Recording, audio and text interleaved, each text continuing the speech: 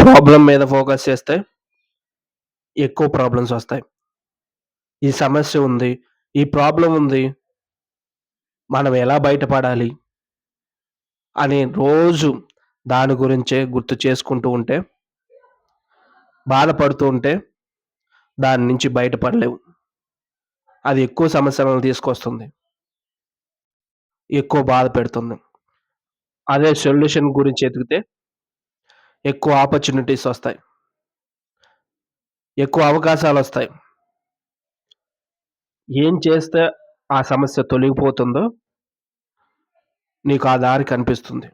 అంతేకానీ బాధపడుతూ, కన్నీరు కారుస్తూ ఒక సమస్య వచ్చిందని దిగులు చెందుతూ ఇంక అలానే కూర్చుంటే సమస్య తొలగిపోదు. సమస్యను నివారించే మార్గం వెతకాలి. అది మనిషి రూపంలో అయినా, డబ్బు రూపంలో అయినా, వస్తువు రూపంలో అయినా, ఎలాగైనా నీకు దారి దొరుకుతుంది. నువ్వు చేసే ప్రయత్నం నువ్వు చేస్తే మాత్రం ఖచ్చితంగా దొరుకుతుంది. నువ్వేం చేయకుండా అదే తలుచుకొని అలానే కూర్చుంటే మాత్రం ఎప్పటికీ సాల్వ్ అవ్వదు. ఎప్పటికీ దారి కనిపించదు.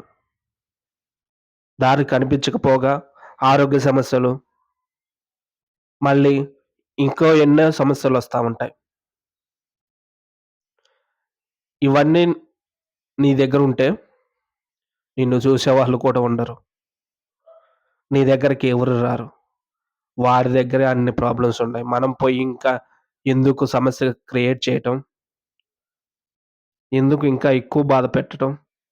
అని అనుకుంటారే కానీ, ఓదారుద్దాం, కలిసి పని చేసి వాడి సమస్యను తీరుద్దాం అని అనుకోరు. ఎందుకు మళ్ళీ వాడు మనకేం చేస్తాడు? మనకేం చేయలేడు కదా! వాడికన్ని ప్రాబ్లమ్స్ ఉన్నప్పుడు మనకేం చేయలేడు. మనల్నే అడుగుతాడని నీ దగ్గరికి ఎవరు రారు. నీ జీవితం బాగుండాలంటే వచ్చిన సమస్యని తీర్చుకోవాలి. వచ్చిన సమస్యని అధిగమించాలి. ఆ ఒక్క సమస్య అధిగమిస్తే ఇంకా లైఫ్‌లో ఎప్పటికి సమస్యలు రావని కాదు. వస్తాయి. లైఫ్ అంటేనే సమస్యలకు నిలయం.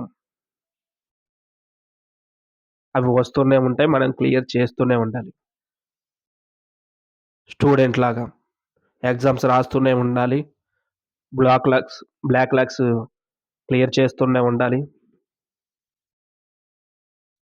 ఏం చేసైనా సప్లిమెంటరీ రాసైనా, బెటర్‌మెంట్ రాసైనా ఆ సమస్యని తీర్చేసుకోవాలి. మళ్ళీ వస్తాయి. మళ్ళీ పరీక్షలొస్తాయి. మళ్ళీ రాసేయాలి. ఇదే జీవితం కూడా. అలా రాసినప్పుడు సమస్య తొలగిపోయినప్పుడు హ్యాపీగా ఉంటుంది. మళ్ళీ ఇంకో సమస్య వచ్చినప్పుడు కొంచెం బాధగా ఉంటుంది. మళ్ళీ తొలగిపోయినప్పుడు హ్యాపీగా ఉంటుంది. ఇదే జీవితం.